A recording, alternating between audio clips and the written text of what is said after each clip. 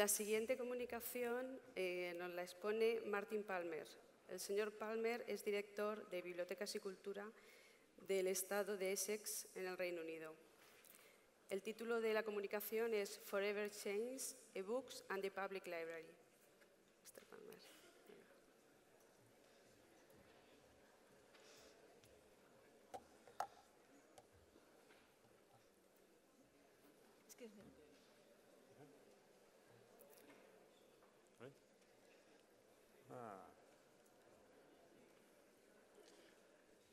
Buenas tardes. Thank you very much to the organisers for inviting me to speak today. I spoke at your conference in Gijón a couple of years ago, so it's very nice to come back and see some friends here today. I'm going to try and cover about 15 years in about 15 minutes, so if you'll bear with me as we rush through this stuff. I'm going to be talking from a British point of view, but I hope a lot of what I say resonates with what came from the round table earlier on. And the reason that I've called this Forever Changes is that this is a situation which is changing quite rapidly. And so it's quite possible that some of the things that I say today may well be out of date by the end of the day. It's also something of a cautionary tale. It's what happens when the worlds of technology and commerce collide. And so it's a bit of a warning about to be careful about what you wish for. E-topics are a very hot topic. E-books are a very hot topic at the moment, as I'm sure you're aware, as we've been hearing today.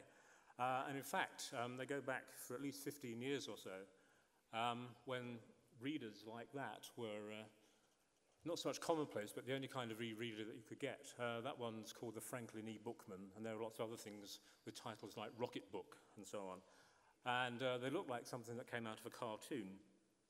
But nevertheless, lots of people spent lots of time telling me that what they were going to do was to bring about the death of the book and the death of the public library. They didn't. In fact, they only lasted 2 or 3 years, that first generation of e-books. But in fact, public libraries have been involved for most of that period too. And in fact, my own service first got involved in e-stuff around about 10 years ago. And I still bear the scars if you want to see them later. We first provided an e-book service in 2004, and there are lots of other people around the world doing similar things at the same time.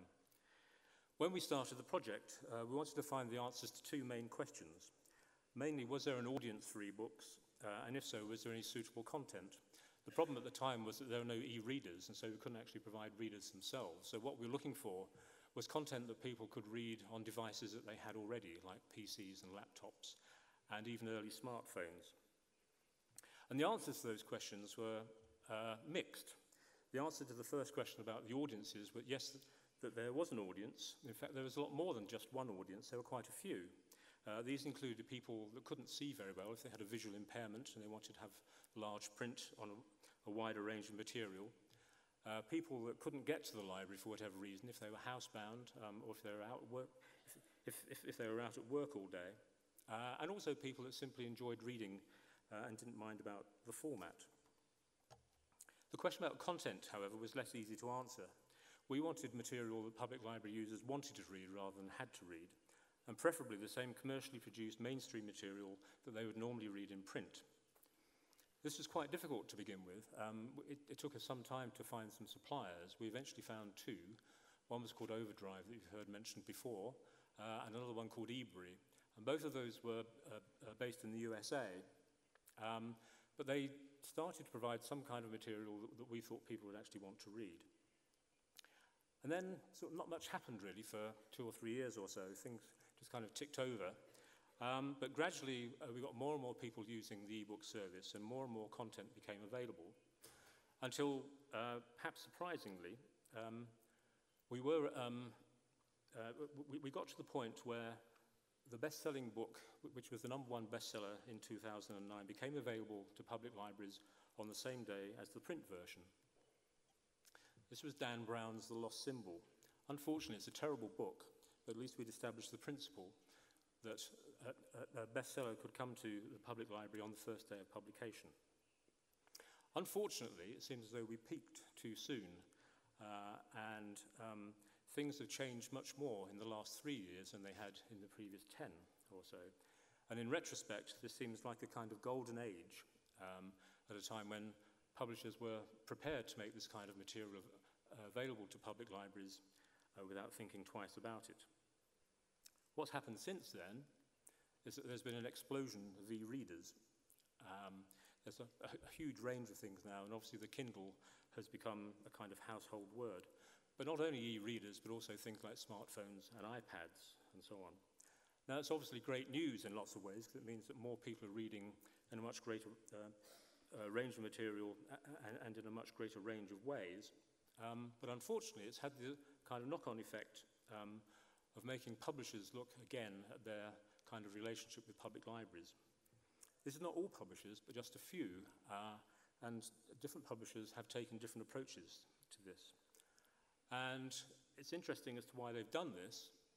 It does seem as though for quite a long time, lots of the mainstream commercial publishers weren't really aware that public libraries were actually involved in e-lending at all, or indeed that public libraries were e-lending their material.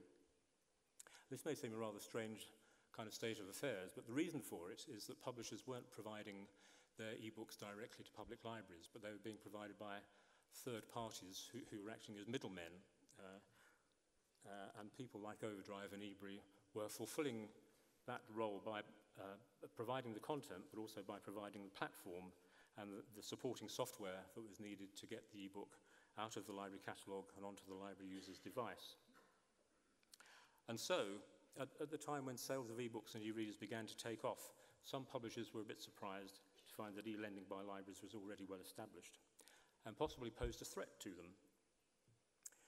I think probably in reality the threat was coming from people like Apple and Amazon and not from the public library, because the public library, as we've all heard today, doesn't really have very much money. So how they can be a threat to large publishing houses seems a bit strange, but that was their view. And what happened as a result of that was that publishers reacted in different ways. Some publishers have been happy to carry on as before and to keep on providing material.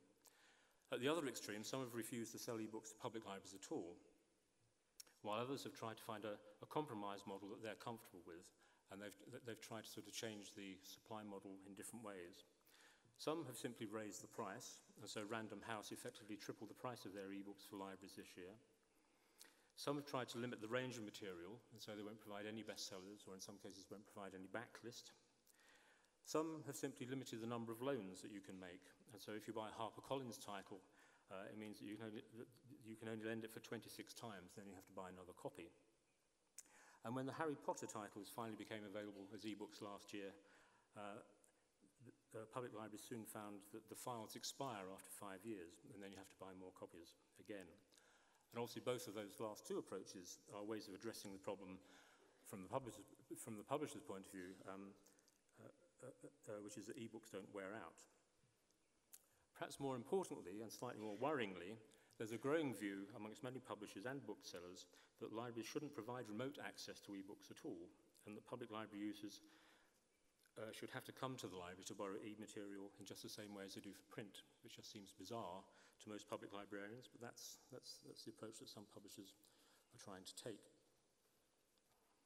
All of this, however, is based on a model which is based on downloads, and certainly the best known and the most popular way of providing e-books is through downloads, and the US-based supplier Overdrive is probably the largest supplier of those around the world. The download model has got lots of benefits, not the least of which is that it corresponds to what the public generally understand e-books to be all about. You have a device, you download a file onto it, and you read it. It also closely replicates the traditional lending library model. If you buy one copy, you can only lend one copy to one person for a limited period, and then it becomes available to somebody else. And if a library wants to provide more copies to meet demand, then it has to buy more copies. Unfortunately, it's also a model that has some limitations. And the main limitation is that it simply doesn't make very good use of the technology, at least from the library point of view. It's stuck in a print paradigm, and so doesn't make the best use of the kinds of things that technology can do. For example, many members of the public simply don't understand how you can have a waiting list for an e-book, because they think that all you have to do is make another copy of it. Also, it's complicated by the fact that there are lots, as we've seen, of many different devices, and they all work in different ways, they all have different software, they all have different digital rights management, and so it's very complicated for a public library to try and cope with such a wide range of approaches.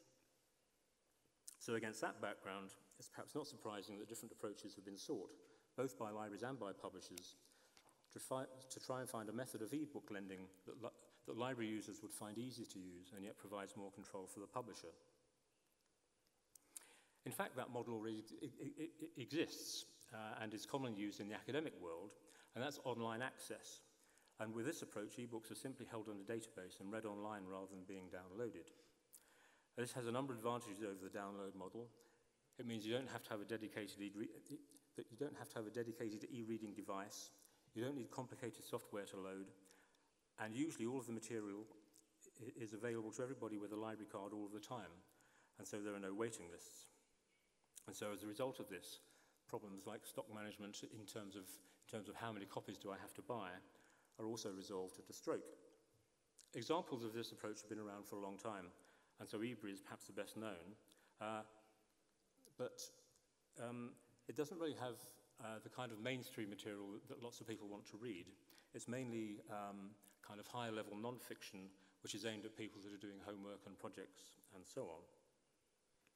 However, over the last 3 years or so, this kind of model has also been developed for use with more mainstream public library material in the form of public library online.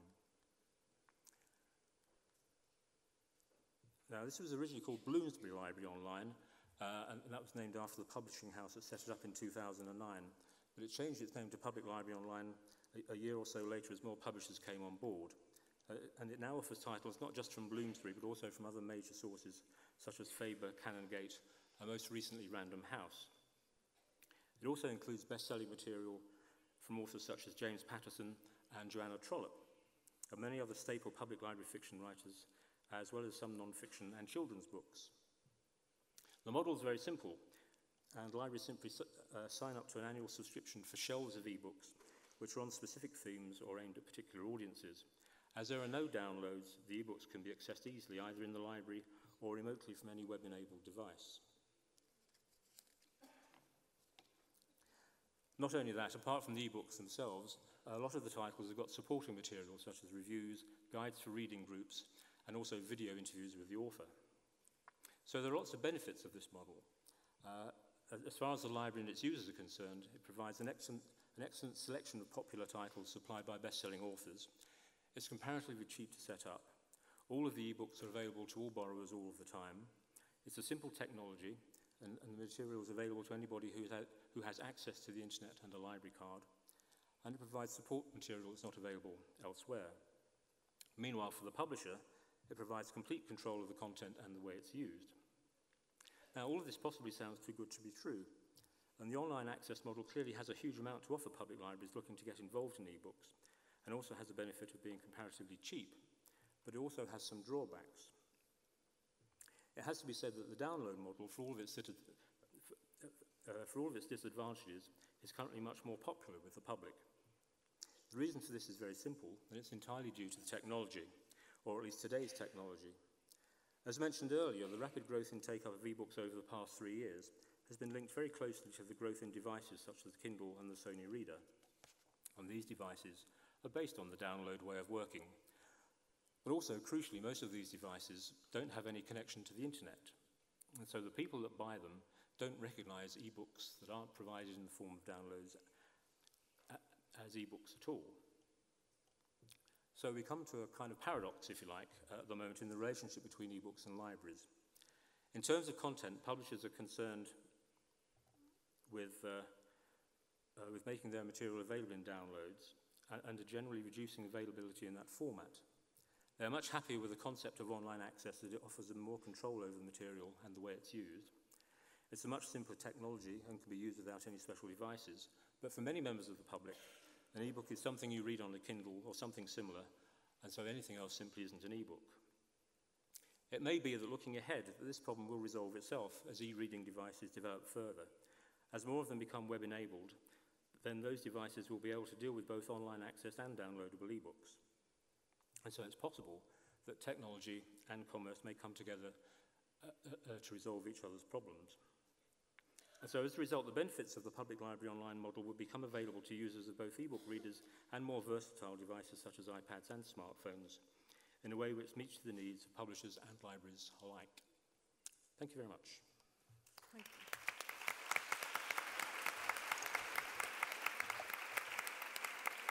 Thank you.